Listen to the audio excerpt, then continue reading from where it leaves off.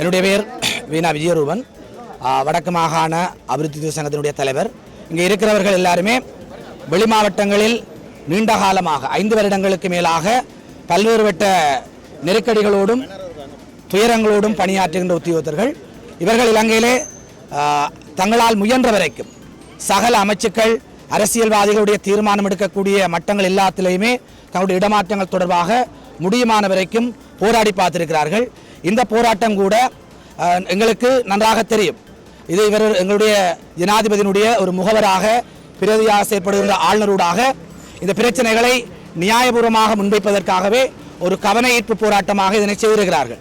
ஆக இந்த கவன ஈர்ப்பு போராட்டமாக நாங்கள் செய்கின்ற இந்த போராட்டம் என்பது வெளி மாவட்டங்களிலே 3 வருடங்களுக்கு மேல் பணியாற்றுகின்ற அனைவரையும் நிபந்தனையற்ற வகையில் அவருடைய சொந்த மாவட்டங்களுக்கு மீளத் திரும்புவதற்கு இந்த நியாயமான ஊழலற்ற அரசாங்கம் சரியான பொறிமுறையை வகுத்து அவர்களை மீளவும் தன்னுடைய சொந்த இடங்களுக்கு மீள அழைப்பதற்கு நடவடிக்கை எடுக்க வேண்டும் என்பது எங்களுடைய தீராத தாகமாகத்தான் எங்களுடைய உத்தியோகத்தர்கள் இருக்கிறார்கள்.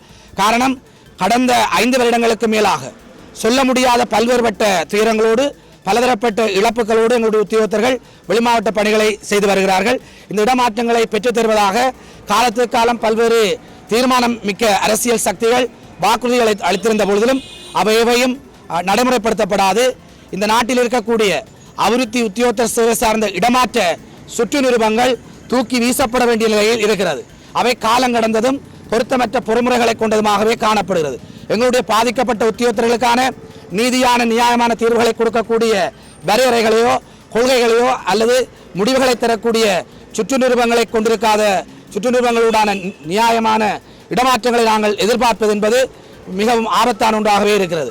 அவை நடந்து முடிந்த வருடாந்த இடமாற்றத்தில் ஏமாற்றப்பட்டவர்களாக அல்ல நியாயம் கிடைக்காதவர்களாக எங்களுடைய உத்தியோகத்தர்கள் இன்று வீதியில் இறங்கி இருக்கிறார்கள். ஆகவே அவர்களுக்கும் குடும்பங்கள் இருக்கிறது, அவர்களுக்கும் தனிப்பட்ட பிரச்சனைகள் இருக்கிறது, தேவைகள் இருக்கிறது. ஆகவே வெளிமாட்ட பணியை போதுமானதாக திருப்தியோடு செய்தவர்கள் நியாயபூர்வமாக இந்த மாவட்டத்துக்கு திரும்புவதற்கு சகல தரப்பினரும் ஒத்துழைக்க வேண்டும் என்று இந்த இடத்தில் கேட்பதோடு சகலருக்கு நியாயம் கிடைக்க வேண்டும்.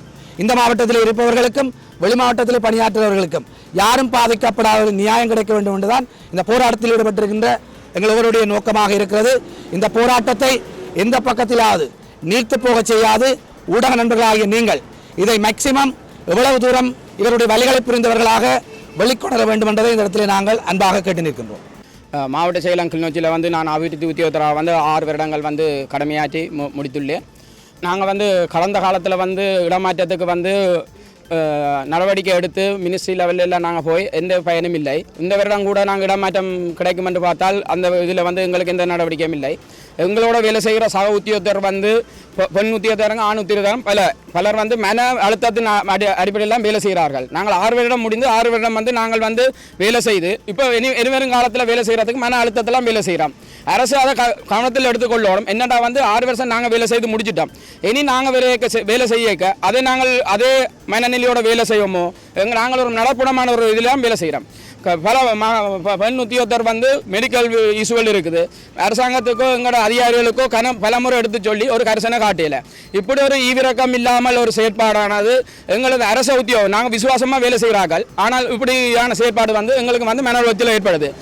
நாங்கள் 5 வருஷம் வேலை செய்கிறோம். 5 வருஷம் வந்து நாங்கள் வேலைக்கு போட்டு வாரது அதுக்குரிய செலவு சாப்பாடு இதர செலவுகள்லாம் எங்களோட காசு முடியுது. 5 வருஷம் அரச உத்தியோகம் என்று வேலை செய்து எங்களுக்கு ஒரு சேவிங்கும் ஒன்றும் இல்லை. சும்மா ஒரு பேச்சுக்கு அரச உத்தியோகத்தர் இல்லை. ஆனால் அரச உத்தியோகத்தர் இல்லாமல் கடன்லாம் போகிறோம். உங்கள் அரச உத்தியோகத்தர் ஊரில் இருக்கிறவங்கள கூட அந்த சம்பளத்தில் வாழலாட்டி நாங்கள் வெளிமாவட்டத்தில் இருக்கிறாங்க என்னென்னு நாங்கள் வாழலாம். இங்கே இடமாற்றம் ஒன்று செய்யக்க மேல் பிராஞ்சில் ஒரு மினிஸ்ட்ரி இருக்கும், கீழ் பிராஞ்சில் ஒரு மினிஸ்ட்ரி இருக்கும், இடமாற்றம் செய்கிறீங்க. நாங்கள் வெளிமாற்றம் இருக்கிறோம், இடமாற்றம் செய்கிறவங்க வந்து அது கணத்தில் எடுத்துக்கொள்ளலாம் தானே. யாழ் மாவட்டத்துக்கு மட்டும் என்னென்ன ரூல்ஸ் இருக்குது? தெல்லிப்பள்ளியிலேருந்து நல்லூருக்கு ட்ரான்ஸ்ஃபர் அது வருஷம் நடந்திருக்கு தானே. என்ன நடந்திருக்கு? நாங்கள் வெளிமாவட்டத்திலேருந்து வரோம், எங்கள் லிஸ்ட் ஒன்றுமே இல்லை. நாங்கள் யாழ் மாவட்டத்தை செய்த நாங்கள்லாம் ஏன்னா வேலை நிமித்தம் தான் வெளிமாவட்டம் போயிருக்கிறோம். இப்படி உங்களுக்குள்ளேயே மாறி மாறி இடமாற்றம் செய்து கொண்டிருந்தால் எங்களுக்கு இனி வரும் காலத்திலும் இதான் நிலைமை. இந்த வருடம் வந்து இது முடிவிருக்கணும். இதுக்கு ஒரு முடிவு எடுக்காட்டி தொடர்ந்து நாங்கள் போராடி கொண்டு தான் இருப்போம். நன்றி.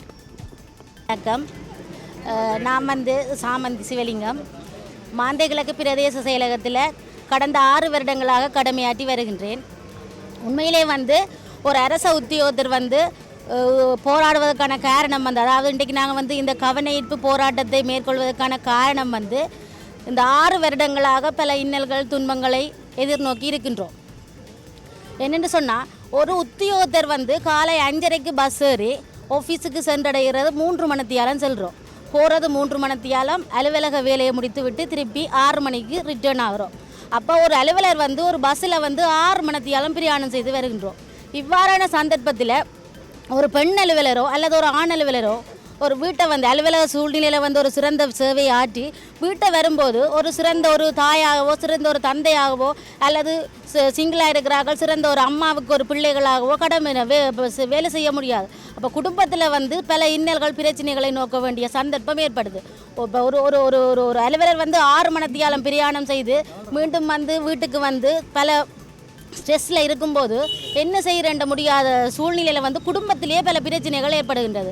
எனவே தான் இந்த இந்த நமது நாட்டில் வந்து ஊழலற்ற முறையில் சிறந்த ஒரு அரச ஆட்சியை மேற்கொள்ளும் இந்த அரசாங்கத்தை வந்து நாங்கள் கேட்டுக்கொள்கின்றோம். இந்த இடமாற்றம் என்ற பொறிமுறையில் வந்து எந்தவித ஊழலும் இல்லாமல் ஒரு ஒழுங்கான பொறிமுறையில் அதாவது ஒரு சேவை நிலையத்தில் வந்து தொடர்ந்து 6 வருடமோ 10 வருடமோ 12 வருடங்களோ கடமையாற்றுற உத்தியோகத்தர்களை வந்து நமக்கு பதிலீடாக அனுப்பி வெளி மாவட்டத்தில் பணிபுரிகின்ற எமது அலுவலர்களை வந்து யாழ் மாவட்டத்தில் அதாவது சொந்த மாவட்டத்தில் பணிபுரிவதற்கு ஒரு ஒழுங்கான பொறிமுறையை மேற்கொண்டு இந்த 2026ஆம் ஆண்டுக்கான இந்த மேன்முறையீட்டு காலப்பகுதியில் எமது அனைவரது பெயரை உள்வாங்க வேண்டும் என்று கூறி மிகவும் தாழ்மையுடன் கேட்டுக்கொள்கின்றேன். அனைவருக்கும் வணக்கம். என்னுடைய பெயர் செந்தூரன். நான் மாந்தை கிழக்கு பிரதேச செயலகத்தில் பணிபுரிகிறேன். நாங்கள் எல்லாரும் எதில் நிற்கிற எல்லாருமே யாழ்ப்பாணத்தை சொந்த மாவட்டமாக கொண்டு வெளி மாவட்டத்தில் வேலை செய்து கொண்டிருக்கிறோம். நாங்கள் வெளி மாவட்டத்தில் வேலை செய்யலை என்று இங்கே வந்து போராட வரல. நாங்கள் எங்களுக்கு அப்பாயின்மெண்ட் தந்த உடனே எந்த மறுப்பும் இல்லாமல் அந்த மாவட்டத்துக்கு உடனே போய் வேலைக்கு போனாங்க. இங்கே அப்பாயின்மெண்ட் கிடைச்ச உடனே வேறு காரணங்கள் சொல்லி வேறு செல்வாக்கில் இருந்த ஆக்களுக்கு சலுகை வழங்கப்படுகிறது. எந்த ஒரு எதிர்ப்பும் தெரிவிக்காமல் நேர வேலை போன எங்களுக்கு ஒரு குறிப்பிட்ட கால எல்லை ஒன்றை வரையறுங்கும். இது இப்போ இன்றைக்கு நேற்று வந்த புது பிரச்சனை இல்லை. இது காலங்காலமாக எங்களுக்கு முதல் இருக்கிற பேட்ச் என்று சொல்லி 5 வருஷம் 6 வருஷம் 8 வருஷம் எங்களோட இருக்கிறார்கள் 8 வருஷம் ஆகியிருக்கணும். சரியா? அப்படியான ஆக்கள் வந்து இந்த பிரச்சனை தொடர்ந்து கொண்டு இருக்குது. இது வந்து வடக்கில் மட்டும் காணப்படுற ஒரு பிரச்சனை.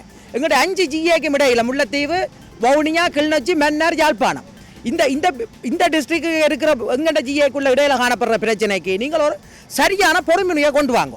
ஏன்னு சொன்னால் இந்த பிரச்சனை இன்றைக்கு நேற்று ஆரம்பிக்கப்பட்டது அல்ல. இந்த டிரான்ஸ்ஃபருக்குன்னு சொல்லி பல உயிர்கள் கூட பலி போயிருக்குது.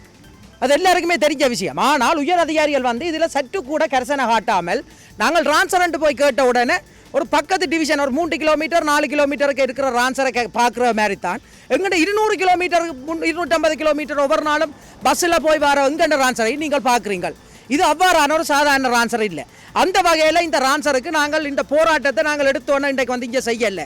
பல காலமாக பல இடத்துல மனு கொடுத்து பல அரசு அதிகாரிகளோ சரி அரசியல்வாதிகளோ சரி இதாட்டி டிரான்ஸ்ஃபர் சம்பந்தமான திணைக்களங்களோ சரி எல்லாத்துக்கும் போய் 7 அளவு முயற்சி செய்து எல்லா இடமும் நாங்கள் இதை பார்க்குறோம் உங்களோட விஷயம் நியாயமானதுன்ட்டு சொல்லி நம்ம ஒழிக்க. ஆனால் நாங்கள் ஜனாதிபதி செயலகம் கூட நேரடியாக ஜனாதிபதிட்ட கூட மனுவை கொடுத்து ஜனாதிபதியிலிருந்து கூட அந்த உங்களோட விஷயங்களை நாங்கள் பார்க்குறோம்ட்டு ஒரு பதில் ஒன்று வந்தது. ஆனால் இன்றைக்கு மட்டும் நாங்கள் கடைசி மட்டும் எதிர்பார்த்திருந்த நாங்கள் எங்கள்கிட்ட இந்த வருடாந்த இடமாற்றத்தில் வந்து எங்களுக்கு ஒரு சரியான பதில் கிடைச்சிது. 5 வருஷத்துக்கு மேலே வேலை செய்கிற எங்களுக்காவது ட்ரான்ஸ்ஃபர் வருமென்று சொல்லி. ஆனால் இப்போ பதில் வந்துட்டுது, அதுக்கான ரிசல்ட் வந்துடுது. ஆனால் வந்து அதில் எங்கள்கிட்ட பேர் வந்து இடம்பெறலை. அதால் நாங்கள் பெருத்த ஏமாற்றத்தின் மத்தியில் மன விரக்தியில் என்ன செய்கிறோன்னு தெரியாமல் இப்போ யார்கிட்ட கம்ப்ளைண்ட் கொடுக்குறது என்ன செய்கிறோன்னு தெரியாமல் இருக்கிறோம். ஒவ்வொருத்தருக்கும் பின்னால் இருக்கிற கவலையும் கஷ்டமாக ஆயிரும். அது சொல்லி எண்டாது. அப்போ எங்களுக்கு சொல்கிறேன் சொன்னால் இடமாற்றத்தில் ஒரு சாதகமான பதில் வேணும். நாங்கள் ஒன்றும் வற்புறுத்தி பிள்ளையான விஷயங்களை கேட்கல. அதுக்கு வந்து இன்றைக்கு எங்கள்கிட்ட போராட்டத்தில் தயவு செய்து இன்றைக்கு இதை பார்க்குற அதிகாரிகளோ சரி இல்லாட்டி அரசியல்வாதிகளோ சரி இதே ஒரு கரிசனம் உண்டு. இந்த விஷயம் ஒரு நியாயமான விஷயம்ன்றதை கருத்தில் உண்டு. எங்கள்கிட்ட ட்ரான்ஸ்ஃபருக்கு உங்களால் முடிஞ்சளவு செய்து இனிவரும் காலத்திலேயாவது ஒரு நியாயமான ஒரு இடமாற்ற கொள்கையை உருவாக்கி எங்களுக்கு இடமாற்றம் கிடைக்கிறதுக்கு எல்லாரும் ஒத்துழைக்கணும். சரியா? இந்த 1ஆம் தேதியாவது இந்த வாரம் 2026ஆம் ஆண்டு 1ஆம் தேதி மட்டும் நாங்கள் ஒரு காலக்கெடு கொடுத்துருக்கிறோம். எங்கள் ட்ரான்ஸ்ஃபர் சம்பந்தமான ஒரு சரியான பதில் வரணும் என்று சொல்லி. அதுக்குள்ளேயும் எங்களுக்கு இந்த ட்ரான்ஸ்ஃபர் சம்பந்தமான ஒரு சரியான பதில் வராத பட்சத்தில் எங்கள்கிட்ட போராட்டம் தொடர்ந்து கொண்டே இருக்குமென்றது